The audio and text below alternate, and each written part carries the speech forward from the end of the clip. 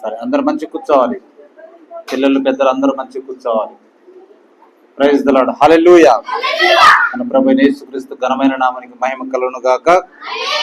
అంతేకాకుండా ఇక్కడ ప్రభు నామములో కూడిన ఈ సంఘమునకు నా నిండు హృదయపూర్వక వందనాలు తెలియజేస్తా ఉన్నా. సమయమందు పరిశుద్ధ గ్రంథములో నుండి కొంత వాక్యమును మనం ధ్యానించుకుందాం. అందరూ కూడా మీ యొక్క పరిశుద్ధ గ్రంథంలో నుండి మత్తయి సువార్త 15వ అధ్యాయము, మత్తయి సువార్త 15వ అధ్యాయము 28వ వచనాన్ని మీరు చదవండి గట్టిగా. అందరు తీసుకునే చెప్పండి, పేజ్ నెంబర్ చెప్పండి.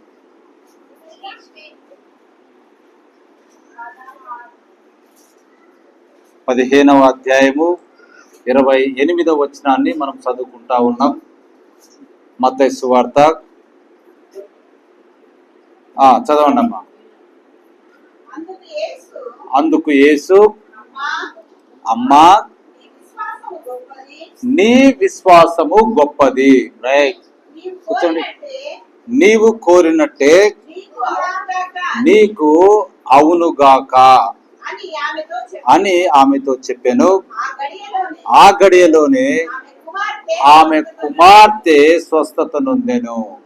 ఆమేన్. దేవుడు తన పరిశుద్ధ వాక్యమునకు దీవెనలు నిండుగా దయచేయును గాక. చిన్న ప్రార్థన చేసుకుందాం. కళ్ళు మూసుకోండి అందరూ, చిన్నలు పెద్దలందరూ. సర్వశక్తిమంతుడా, దయాళుడా, నీకు వందనాలు. గొప్ప పరిశుద్ధాత్ముడా, ఈ రంగం కూర్చున్నారు, మాతో మాట్లాడుతున్నందుకు మీకు వందనాలు అయా. ఆ దినములలో యేసుక్రీస్తు శరీరధారిగా ఉన్నప్పుడు పలికిన ఈ గొప్ప మాటను బట్టి మీకు స్తుతులు స్తోత్రాలు. ఈ మాటను గొప్ప పరిశుద్ధాత్ముడుగా నీ నామమును మేము కూడి ఉన్నాం. నువ్వు మా మధ్యలో ఉంటావని వాగ్దానం చేశావు. ఈ సమయం ముందు ఈ లేఖనాన్ని తీసుకొని మాకు బోధించి ప్రభువా, ఇందులో ఉన్నటువంటి ప్రత్యక్షతను మాకు దయచేయమని, మా యొక్క ఆంతరంగ పురుషుడికి నా ప్రభువా ఆయా నిండైన ఆహారముగా ఇది ఉండులాగా సహాయం చేయము. ఈ దినము ప్రభువా నీ వాక్యం కొరకు మేము కాచుకొని ఉండగా మమ్మల్ని నీ నిండు పూర్ణ హృదయంతో ప్రభువాన్ని స్తుతిస్తున్నాం. మా యొక్క హృదయంలో నీ వాక్యాన్ని నింపబడలాగా మాతో మాట్లాడమని ఈ లేఖనమును మీ చేతులకు అప్పగించుకుంటూ మా శరీరానికి తండ్రి మీరే ప్రభువా స్వాధీనం అందించుకొని మాతో ఈ దినము మాట్లాడమని యేసుక్రీస్తు ఘనమైన నామమున స్తుతించి అడిగి ప్రార్థన చేయించున్నాము. ఆమేన్.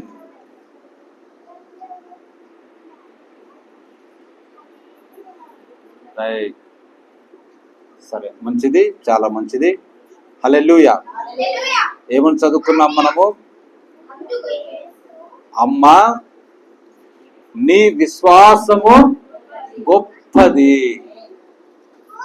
ఒక స్త్రీ గురించి మన ప్రభు అయిన యేసుక్రీస్తు ఏం చెప్తా ఉన్నాడు? అమ్మా నీ విశ్వాసము గొప్పది, నీవు కోరినట్టే నీకు అవునుగాక. ఏంటంట? నీవు కోరినట్టే నీకు అవునుగాక అని ఎప్పుడైతే ప్రభు పలికాడో ఆ గడిలోనే ఆమె కుమార్తె స్వస్థత నొందెను. ఆమేన్. హల్లెలూయా. ఎందుకంటే అమ్మా నీ యొక్క విశ్వాసము గొప్పది అని ప్రభు పలికాడంటే దానికి ముందు మనం చూస్తే ఆమె తనను తాను తగ్గించుకొని ఉన్నది. ప్రభు దగ్గర మనల్ని మనం తగ్గించుకున్నట్లయితే మన విశ్వాసం ఏమవుతుందంట? గొప్పదవుతున్నదండి. హల్లెలూయా. అప్పుడు మనము ఏమైతే కోరుకుంటామో, తగ్గించుకొని ప్రభు సన్నిధిలో ఏమైతే కోరుకుంటామో, ఏదైతే జరగాలనుకుంటామో అది జరుగుతుంది. ఆ గడియలోనే ఆమె కుమార్తె స్వస్థత పొందిందంట. అట్లనే మనకు కూడా జరుగుతూ ఉంటాయి. హల్లెలూయా. ఇప్పుడు బాగా గమనించండి, చిన్న వర్తమానము. ఇప్పుడు దేవుడు కేవలము స్వస్థపరిచేది ఆయన శక్తిని చూపించటానికి మాత్రమే కాదండి. ఏమి చెప్పాను నేను? దేవుడు మనల్ని స్వస్థపరిచేది ఆయన యొక్క గొప్ప శక్తిని చూపించటానికి కాదండి. ఇంకా చూడండి, ఆయన స్వస్థపరిచేది నువ్వేదో క్రైస్తవుడి యొక్క గొప్పతనాన్ని బట్టి కాదండి. ఇంకా నీవు క్రైస్తవుడివి అని ఆయన స్వస్థపరచడండి. బాగా గమనించాలి, ఇక్కడ చూడాలి. 3 పాయింట్లు చెప్పా. ఏమని? దేవుడు మనం స్వస్థపరిచేది ఆయన శక్తిని చూపించడానికే కాదు, అంతేకాకుండా ఆయన మన యొక్క గొప్పతనము అంటే క్రైస్తవమైన గొప్పతనాన్ని బట్టి కాదు. మనం క్రైస్తవులమైనందుకు ఆయన స్వస్థపరచడం లేదు, ఆయన అలా చేయడు. కానీ నిన్ను స్వస్థపరిచినప్పుడు చూడండి, నిన్ను ఎప్పుడైతే దేవుడు స్వస్థపరిచాడో ఆ సమయం నుండి నీవు క్రైస్తవుడిగా ఉండాలని ఆయన కోరుతాడు. ఆమేన్, హల్లెలూయా. కాబట్టి నేను అక్కడికి వెళ్తాను, అక్కడైతే నాకు స్వస్థత దొరుకుద్ది అని అనటం కాదు. ఎందుకంటే నేను క్రైస్తవుడిని కాబట్టి నాకు స్వస్థత వస్తుంది అని కాదండి. హల్లెలూయా. బాగా గమనించాలి. అయితే నీకు స్వస్థత ఎప్పుడు వస్తుందంటే దేవుడు నీ విశ్వాసమును బట్టి నిన్ను స్వస్థపరచును.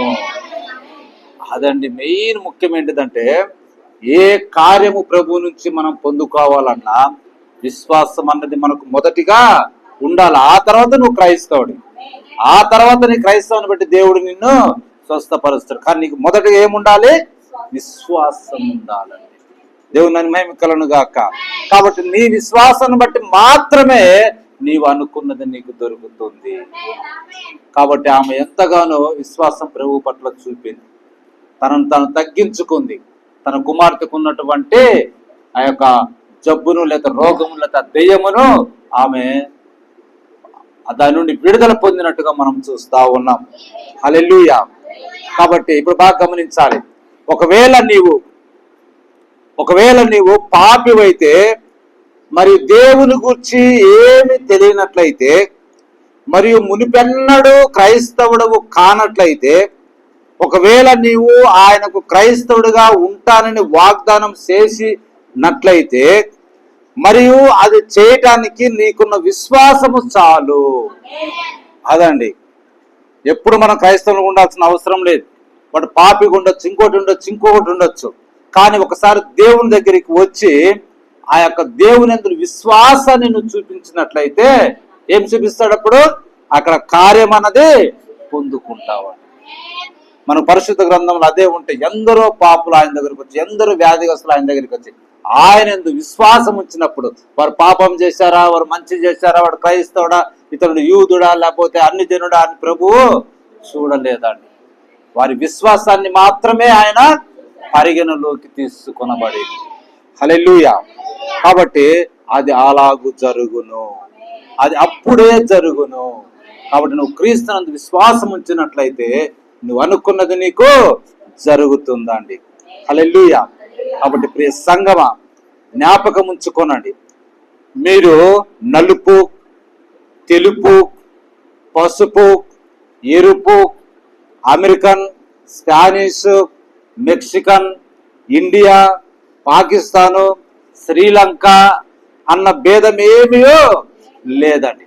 ఎక్కడి నుండి వచ్చినా మనం అందరము క్రీస్తు యేసులో ఒక్కరము. క్రీస్తు యేసులో ఏంటండి? ఒక్కరమండి. ఎందుకంటే శరీరం అంతా ఒక్కటే. ఇది ప్రపంచవ్యాప్తంగా ఉన్న ప్రజలతోటి ఏర్పడుతున్నటువంటి అవయవ నిర్మాణమై ఉన్నది. ఆమేన్, హల్లెలూయా. ఇంకా చూడండి, ఎక్కడైనా నలుపైన, తెలుపైన, పసుపైన, అమెరికన్ అయినా, ఇండియా అయినా, పాకిస్తాన్ ఏదైనా కానీ మనం అందరం క్రీస్తు యేసులో ఒక్కరం అండి. ఇక్కడ వినాలి, ఒక్కరం మనం. అంతేకాదు మనం అందరము కూడా దేవుడు ఒకరికంటే మరి ఒకరిని ఎక్కువగా ప్రేమించాడండి. బాగా గమనించాలి. ఆమెను ఎక్కువగా ప్రేమిస్తుండు, నన్ను తక్కువగా ప్రేమిస్తుండు అనేది దేవుని దగ్గర ఉండదండి. హల్లెలూయా. మిమ్మల్ని ప్రేమించిన అంతకంటే ఎక్కువగా నన్ను ఆయన ప్రేమించాడు. ఆయన నన్ను ప్రేమించిన అంతకంటే ఎక్కువగా ఆయన మిమ్మలను ప్రేమించాడు. మనమందరము క్రీస్తు యేసులో ఒక్కటే. హల్లెలూయా. కాబట్టి దేవుని దగ్గరికి మనం వెళ్ళినప్పుడు నిన్ను ఒక రకంగా ప్రేమించి ఆయన ఇంకొక రకంగా అనేది ఏమియో ప్రేమించాడండి. కాబట్టి మనకు వాక్యం ఏం చెప్తుందంటే, మీ మందిరంలోకి రాయి, మీ మందిరంలోనికి ఎవరన్నా సమాజంలో పలుకుబడిన గలవాడు వచ్చినట్లయితే, బీదవాడు అక్కడ కూర్చున్నట్లయితే వాడిని లేపేసి సమాజంలో పలుకుబడగలవాడు వచ్చాడు కాబట్టి నువ్వు పై స్థానంలో కూర్చోబెట్టాలి అనే ఆలోచన మీరు చెయ్యవద్దు. ఆ బీదవాడిని మీరు తృణీకరించొద్దు. నా సన్నిధిలో అందరూ కూడా సమానమే అని ప్రభు చెప్తున్నాడు మనకు. హల్లెలూయా. కాబట్టి హల్లెలూయా అన్న పదము అది అర్థం ఏంటంటే మన దేవునికి స్తోత్రము. మరియు ఈ మర్త్యమైన పెదవుల గుండా పలుకుచున్న ప్రతి స్తోత్రము మరియు హల్లెలూయాకు ఆ యేసు ప్రభువే అర్హుడై ఉన్నాడు. దేవుని మహిమ కలుగును గాక.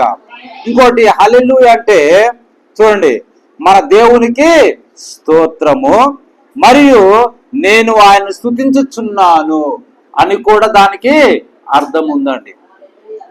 చాలా మంది పరిశుద్ధ గ్రంథంలో హల్లెలూయా అంటే ప్రకటన గ్రంథంలో కింద నోట్బుక్ లో ఉంటుంది దేవుని స్తుతించుడి అని.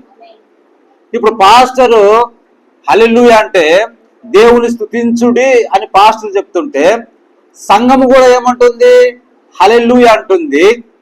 అంటే వాళ్ళు కూడా దేవుని స్తుతించుడి అని అంటున్నారు.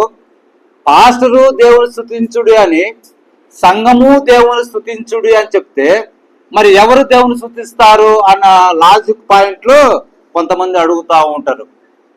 కానీ హల్లెలూయా అంటే మన దేవునికి స్తుతి కలుగును గాక.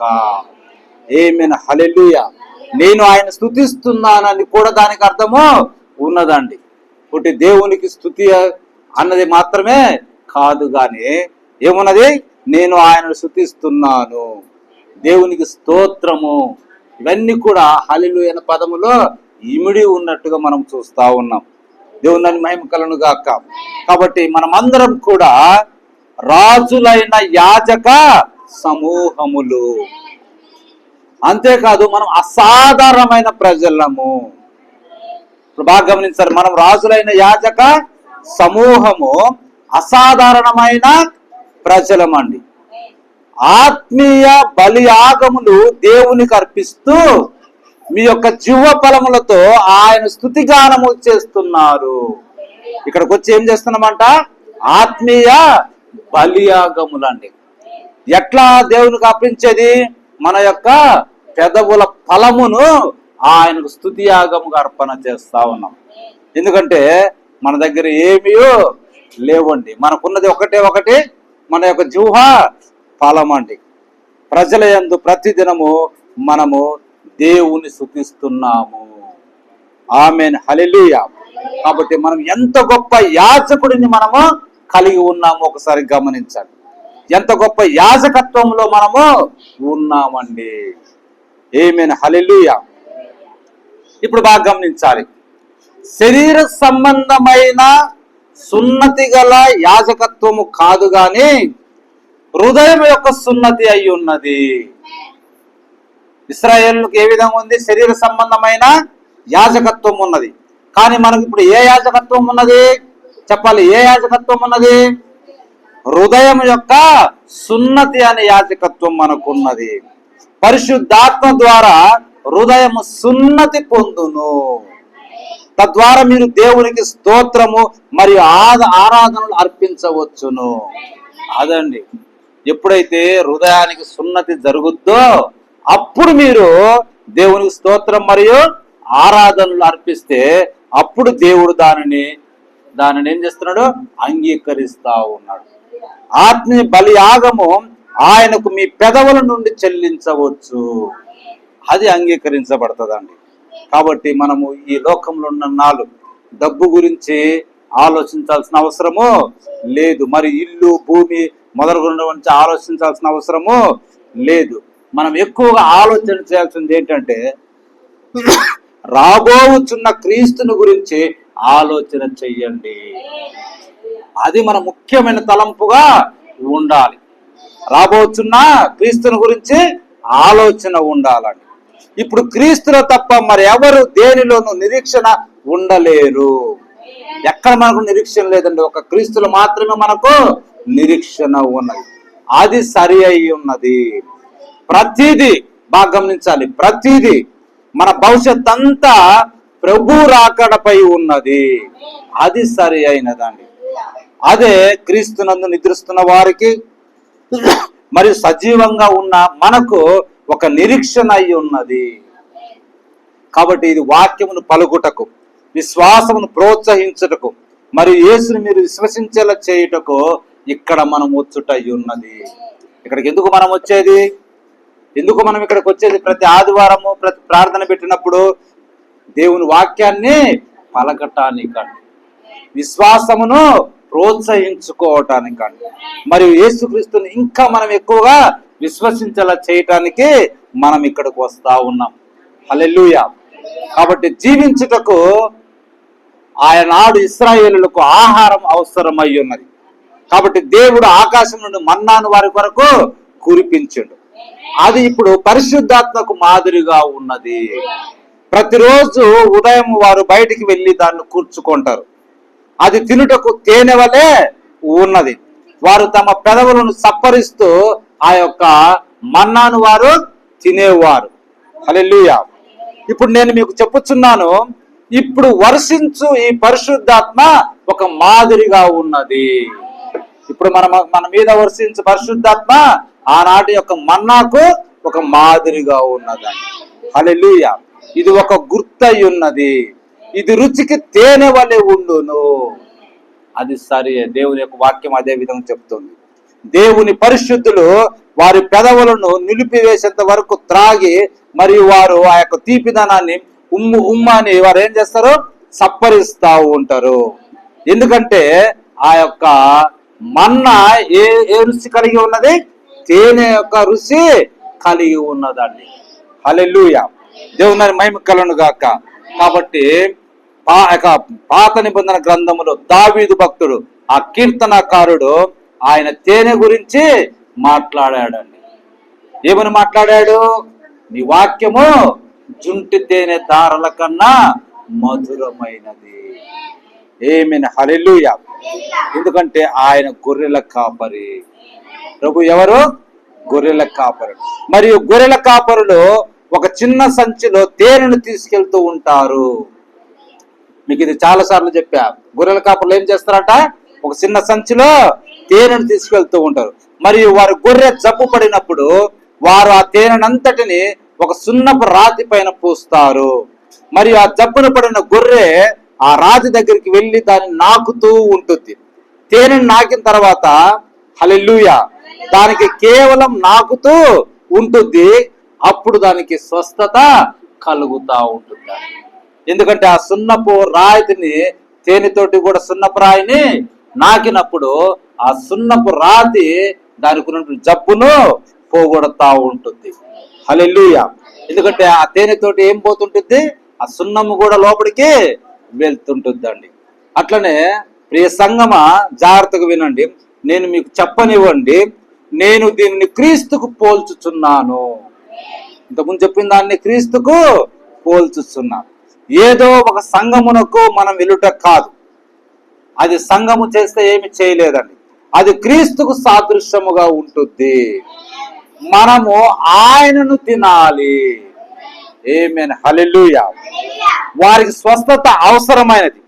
ఏదైనా అర్హత ఉన్నట్లయితే, ఏదైనా శక్తి ఉన్నట్లయితే, ఏదైనా స్తుతి ఉన్నట్లయితే అవి దేవునికే చెందును.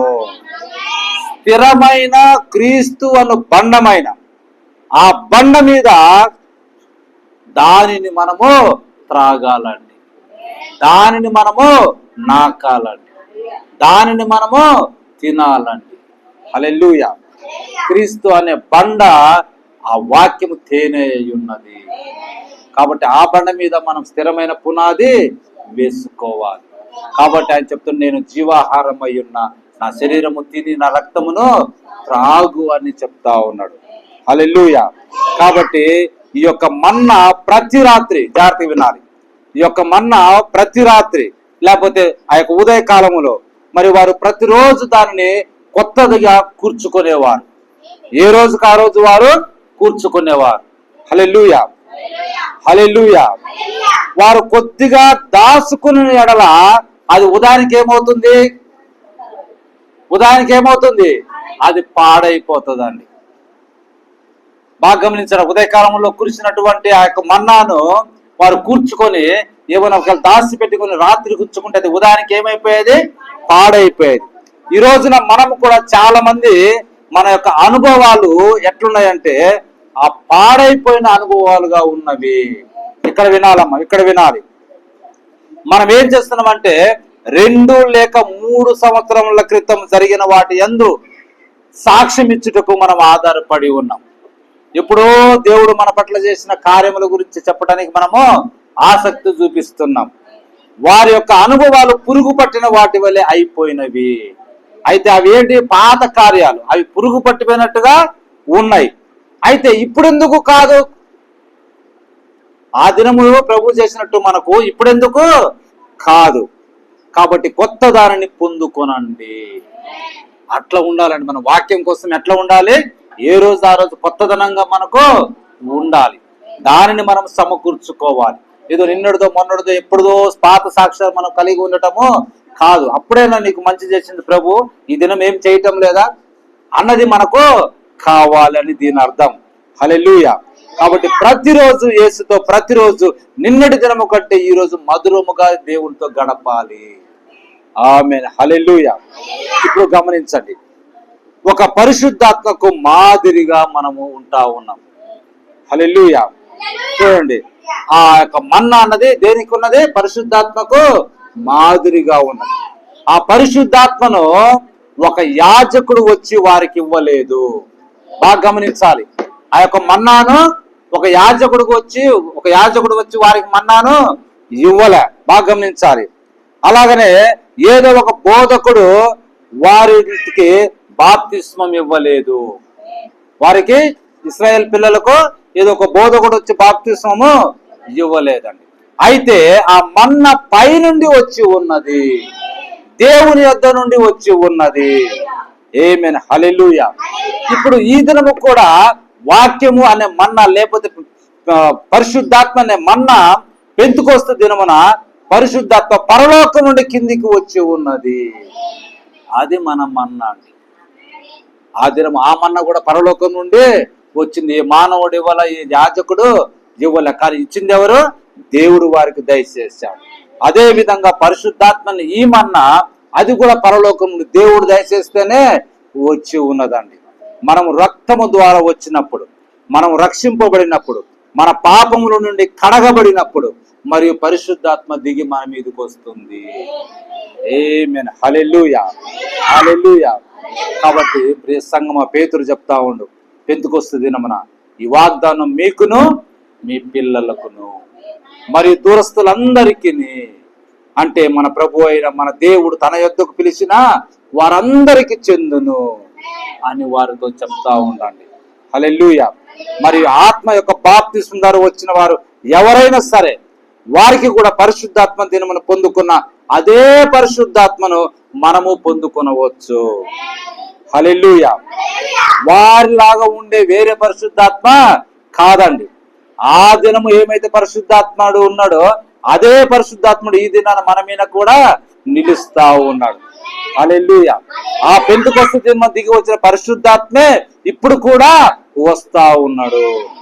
అది నిజమైన పరిశుద్ధాత్మ. ఆమేన్. హల్లెలూయా.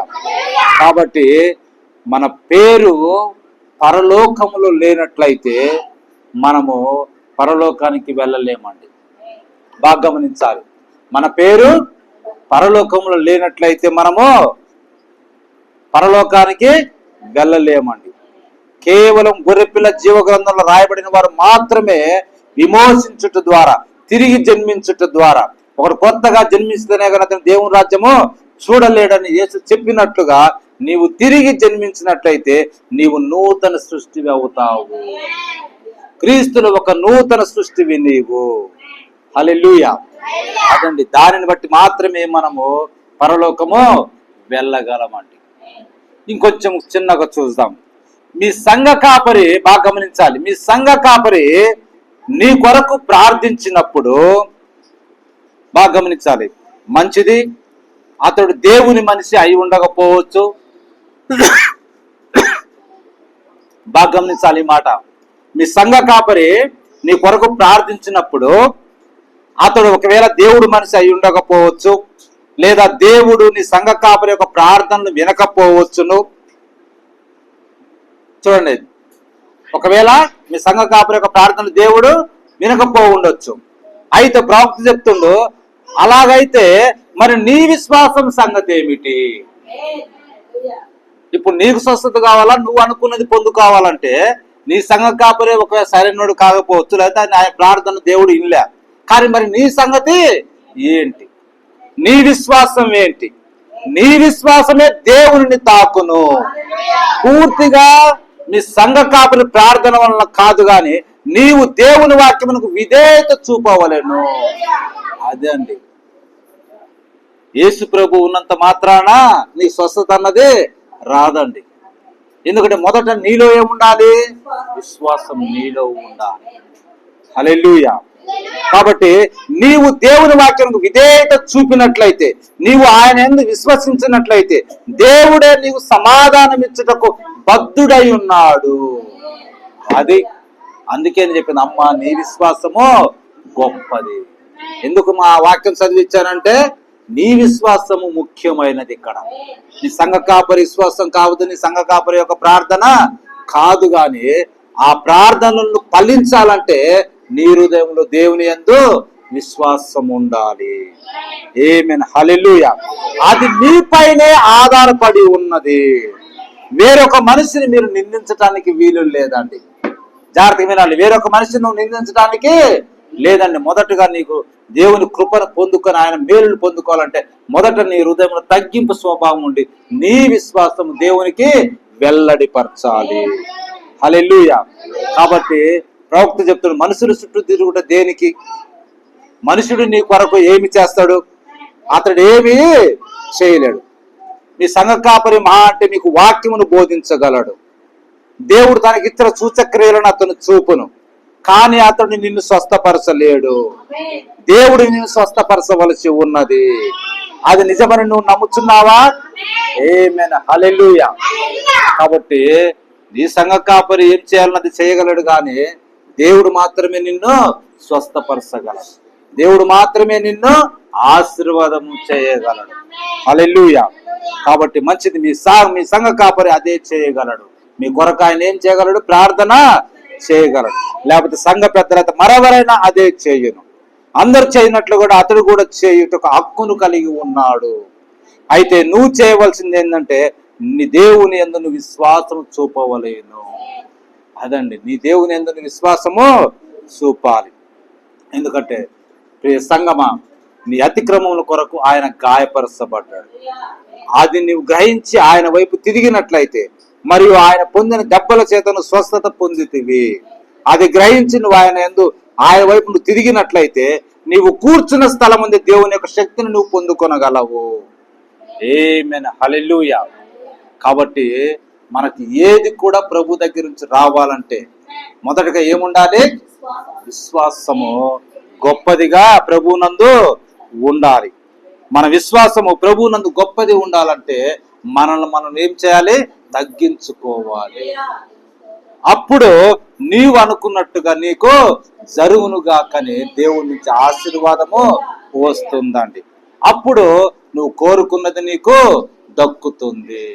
కాబట్టి ఎవరో వచ్చి ఏదో చేసి ప్రార్థన చేస్తే నీకు ఏమీ దొరకదు. కానీ మొదట నీ విశ్వాసం దేవునికి తాకవలసి ఉన్నది అన్నది ఈ దినం మనకు పాఠమై ఉన్నది. దేవుడు తన పరిశుద్ధ వాక్యము దీవించును గాక. దేవుడు మనల్ని అందరినీ దీవించును గాక. తలలో వచ్చినట్టయితే మనం ప్రార్థన చేసుకుందాం.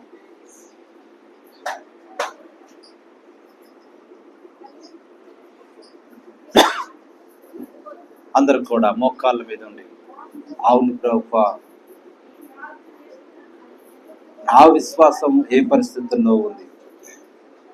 నా యొక్క విశ్వాసం మాత్రమే నా తండ్రి నన్ను స్వస్థపరుస్తుంది. నా యొక్క విశ్వాసం మాత్రమే నేను కావాల్సింది కోరుకునేటట్టు దక్కుతుంది. ప్రభువా, నా కొరకు ఏ మనుషుడు ఏమి నువ్వు చేయలేడు. నాకు ఏ సహాయమైన గారు నీ దగ్గర నుంచి రావాలి. మా సంఘ కాపరి నా కొరకు ఏమి చేయలేడు. ఏ మనుష్యుడు, సంఘ పెద్ద ఏ మనుష్యుడు కూడా ఏమి చేయలేడు. కానీ నా విశ్వాసం మాత్రమే నువ్వు చూస్తున్నావు తండ్రి. నా విశ్వాసము గొప్పదిగా ఉన్నట్లయితే నేను అడిగిన దానిని నువ్వు పొందుకుంటావని నీ ద్వారా ఆశీర్వాదం మాకు వస్తాయి ప్రభువా.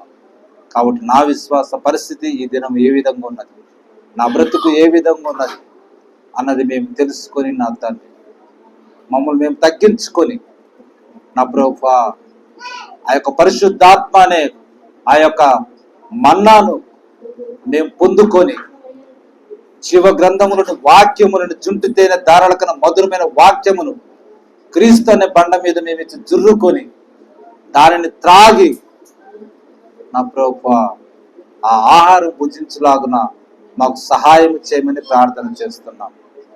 గొప్ప తండ్రి నీకు వందనాలు. ఇటు రీతిగా మాతో మాట్లాడినందుకు మీ స్తుతులు స్తోత్రాలు ఉన్నాయి. మొదటిగా నేను ఏది పొందుకోవాలనుకున్నా నా విశ్వాసం ఏ విధంగా ఉన్నది, అది నీకు గొప్పగా ఉందా నీ దృష్టిలో ప్రభువా, దానిని మాత్రమే నువ్వు చూస్తూ ఆయా మాకు ఫలితాన్ని ఇస్తున్నందుకు నీకు వందనాలు తండ్రి. కాబట్టి నా హృదయాన్ని మరి ఎక్కువగా నాయన నీ వైపు నేను తిప్పుతా ఉన్నా, నన్ను నేను తగ్గించుకుంటున్నా, నీ పాదములతో శరణ చూచుచున్నా, నా పాపములు ఒప్పుకుంటున్నా అని ప్రభువా ఈ దినము నీ సన్నిధానంలో మేము బ్రతిమలాడుకుంటా ఉన్నాం. నా తండ్రి ఇక్కడున్న పిల్లలందరూ చేయి ప్రార్థనలు మీరు ఆలకించండి, వారి తగ్గింపు స్వభావం మీరు చూడండి. ఇంకొను ప్రభువా నా తండ్రి ఈ లేఖనములో మేము చెప్పబడినట్టుగా అయా మేము జబ్బు పడిన గొర్రెలుగా ఉన్నాం అయా. ఆ యొక్క వాక్యమైన తేనెను యేసుక్రీస్తు బండ మీద మూలరాయి మీద మేము వేసి దానిని మేము నాకినట్లయితే మాకు సంపూర్ణమైన ఆరోగ్యము ప్రభువా, సంపూర్ణమైన రక్షణ ప్రభువా. నా తండ్రి నీకు వందనాలు ప్రభువా. ఇక్కడ చేయబడుతున్న ప్రతి ప్రార్థనను మీరు దీవించి ఆశీర్వదించండి. సంఘమునంతటిని దీవించండి, సంఘంలో ప్రతి ఒక్కరిని దీవించండి. బలహీనను ఊతం ఇవ్వండి ప్రభువా, శక్తిమంతులుగా చేయండి నాయన. ఆయా సంపూర్ణమైన ఆరోగ్యమును కలగ చేయండి. వారు ఏమైతే తలపెట్టి నా ప్రభువా ఆయా ముందుకు సాగుతున్నారో అవన్నీ కూడా నిరాఘాటంకముగా ప్రభువా, ఎలాంటి ఆటంకము లేకుండా సమృద్ధిగా ప్రభువా మీరు దీవిస్తున్నాయన. వారి యొక్క పనులను తండ్రి మీరు సఫలము చేసిన ఆయన, సంపూర్ణముగా కట్టబడిన తండ్రి ముగించిన ఆయన, నిన్ను బట్టి సంతోషించలాగిన సహాయం చేయమని ప్రార్థన చేస్తాను. నా సహాయం మీరు చేయండి తండ్రి. నా తండ్రి స్వస్థతను మాకు దయచేయండి ప్రభువా. నా తండ్రి ఇంకా ఏదైతే లోటుపాట్లు ఉన్నాయో వాటన్నిటిని మీరు తీర్చండి ప్రభువా. నీకు వందనాలు. మేము నువ్వు ప్రభువా వ్యర్థమైన ఆయా ఖర్చులు పెట్టుకోకుండా నా ప్రభువా, ఆయా ఆశ చూసి మేము ఖర్చులు పెట్టుకుంటున్నా ప్రభు, మా పిల్లల్ని పోషించుకునేలాగిన సహాయం చేయండి. మా భర్తలను దీవించండి తండ్రి, మా భార్యలను దీవించండి ప్రభు, మా పిల్లలను దీవించండి నా తండ్రి. సంఘంలో ప్రతి ఒక్కరిని మీరు దీవించి ఆశీర్వదించండి తండ్రి. ప్రభువా నీకు వందనాలు. సమయం ముందు తండ్రి మరి ఒకసారి నీ నోటి ద్వారా నా తండ్రి అమ్మా నీ విశ్వాసము గొప్పది, నువ్వు అనుకున్నది జరుగును గాక, నువ్వు కోరుకున్నది జరుగును గాక. ఆ గడిలోనే ఆమె కుమార్తె స్వస్థత పొందిన వాక్యం మేము చదువుకొని ఉన్నాం. కాబట్టి మా యొక్క విశ్వాసం కూడా గొప్పదిగా ఉండులాగున తండ్రి మమ్మల్ని మీరు నీ వాక్యముతోటి బలపరిచి స్థిరపరిచి మీరే మహిమ పొందమని యేసుక్రీస్తు ఘనమైన నామమును స్తుతించి అడిగి ప్రార్థన చేస్తున్నాము తండ్రి. ఆమేన్.